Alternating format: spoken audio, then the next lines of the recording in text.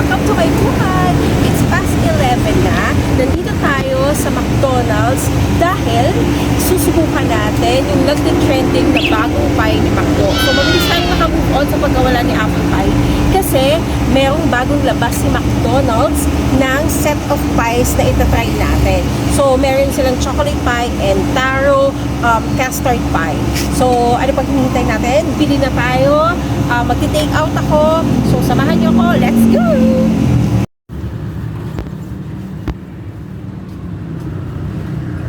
Good evening, welcome to McDonald's. Drive-thru, may ticket order, please. Good evening!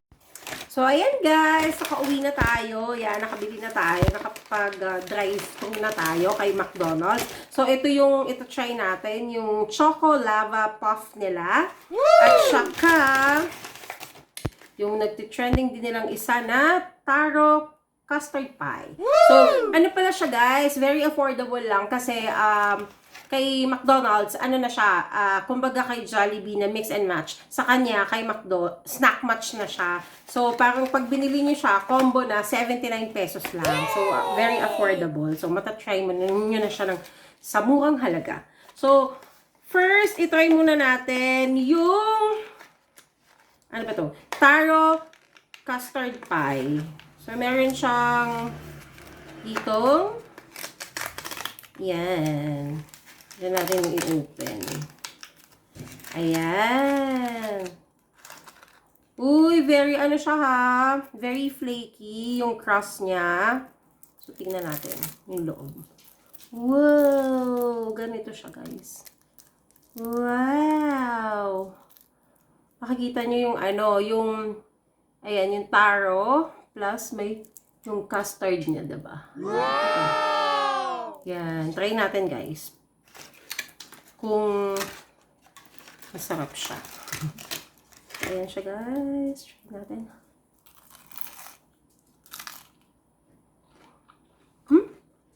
Sarap. Kasi very flaky yung kanyang ano, yung kanyang crust. So talagang ano siya, parang nagbi-blend dun sa feeling. Tapos yung feeling niya, hindi siya ganun katamis. Tapos lasang-lasa mo yung taro. Kasi yung custard niya, hindi siya ganun katamis. So, kung medyo nagmo-monitor kayo ng sugar, so pwede kayong magtikim-tikim nito. So, tapos yung crust niya, malutong. Tapos, ano siya, flaky, manipis lang. So, saktong-sakto. Harap. Tapos, hindi ko inubos kasi.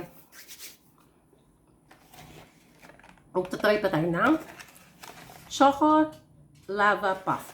So, try din natin ito. Wow, parang mas malaki to. Ay, hindi pala. Parang parehas. So, ganyan yung itsura niya.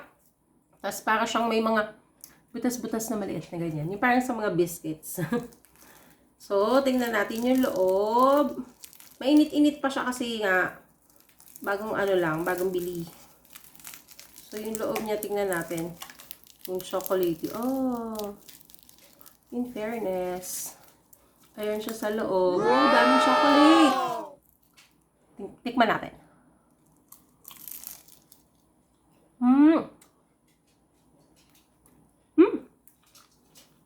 Ang sarap din yung chocolate niya. Meron pong chocolate sa bibig, di ba? Ang sarap din yung chocolate niya. Tapos, flaky din yung kanyang crust. Medyo mas makapal yung crust niya kaysa dun kay Taro Custard. Tapos,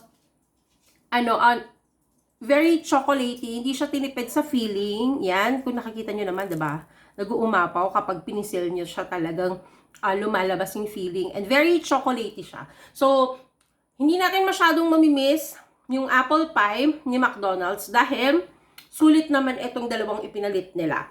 So, kung ako sa inyo guys, punta na kayo sa pinakamalapit na McDonald's sa inyo and i-try nyo na rin itong bagong set of pies si McDonald's na Choco Lava Pie and Taro Custard Pie. So, lagay nyo sa comment section kung nasarapan din kayo. So, hanggang sa susunod na video, this is Pearl and welcome to my buhay! Babu! Yay!